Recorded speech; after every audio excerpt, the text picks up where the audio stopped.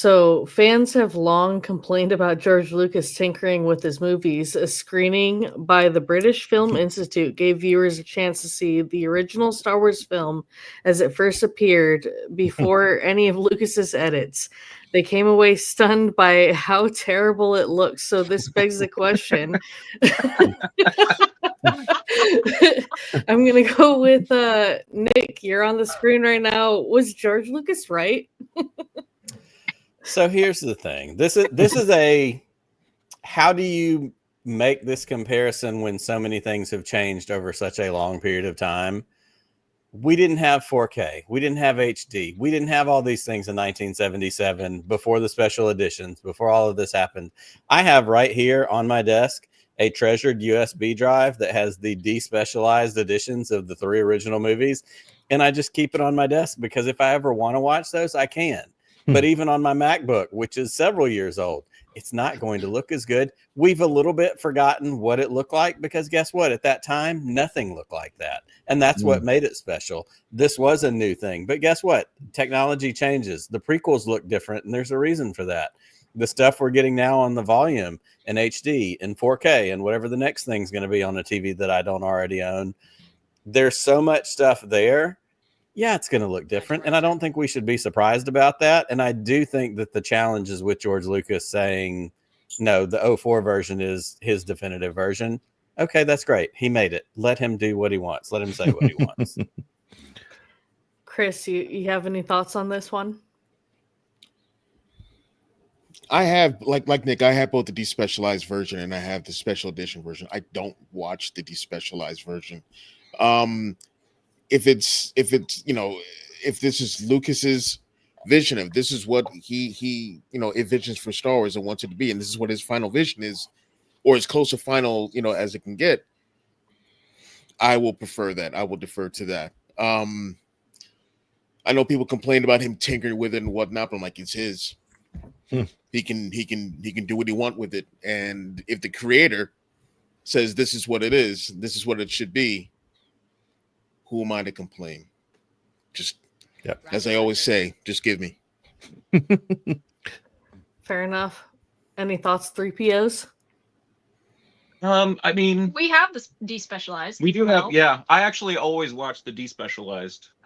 We usually, I'd say I usually watch the despecialized. He did a lot of great technical things to make it look and sound spectacular. But I think working on a creative project as someone who does a lot of recording and layering of sounds and all that kind of thing, it can be difficult when you're in the chair doing it to know how much is enough, when you should stop or when you want to keep going. So the nice thing about him being in a band is we can make him stop. Nobody can make him stop. That's right. Nobody can make That's right. him So stop. And he became a special effects man. Yeah. And though I think people are unkind to him in general about what did he do between Star Wars and the special editions, he built wonderful, amazing companies that did visual effects. Incredible. And that was his life's blood and what he did. And he's brilliant at it. He was brilliant at it. He pushed the envelopes and all of those things. And so then he went to touch his movies again as a special effects man and as a man who was interested in that. And sometimes he might have, I mean, everybody knows that the technology wasn't really there to pull off Jar Jar. Right. But it would never have gotten there if he hadn't done it. You know what I mean? Like, he was there pushing the envelope, trying to do something that technology couldn't do yet. And that's what he's done his whole career. And that's amazing. The despecialized look bad because he was trying to do things that couldn't be done yet. Yeah. And that's ambitious and amazing. And then there's a lot of really important things they did do, though, like adding in the Palpatine we know into Empire Strikes Back, for instance. I mean, those kinds of things, the connecting bits, like, those are important to have in there. That's why I kind of can't decide, and I kind of like to watch both, and it kind of depends on my mood. But we have to all agree we didn't need Jabba in the landing bay in Star Wars in 1977. Well, of course we didn't need that. But that was the original vision, and he wanted to. It pretty much just repeats what we already heard in the Greedos scene, and it kind of messes up the pacing a little bit, but sometimes it's still cool to see. Sometimes he just wants, it's kind of science rather than art. He wants to see if he can do it, right? Whether or not, as they say in Jurassic Park, whether or Yep. not he should. Well, that's what I was it's saying. Is neither here it's nor good to there. have a person there He's to a tell you when you scientist. have enough and when you should stop. Yeah. But if somebody had told him to stop, on the other hand, then he wouldn't He have might pushed- not have done he some of the wouldn't other great things he wouldn't have did. pushed the envelope Yeah. of technology. We wouldn't have had Jurassic Park, for example, if it weren't for Lucasfilm. We wouldn't have had things that we had later that were beautiful because he made artistically questionable but technologically important and innovative decisions. For sure.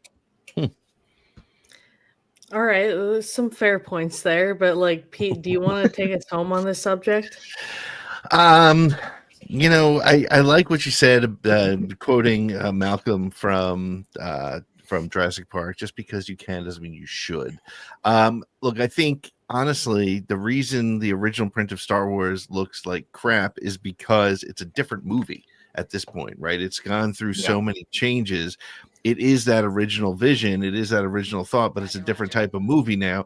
I think it has a place. I probably wouldn't watch it because, you know, I always remember in my head Hellraiser was a great, scary, disturbing movie, and then I watched it again a couple of years ago and I was like, wow, that is awful.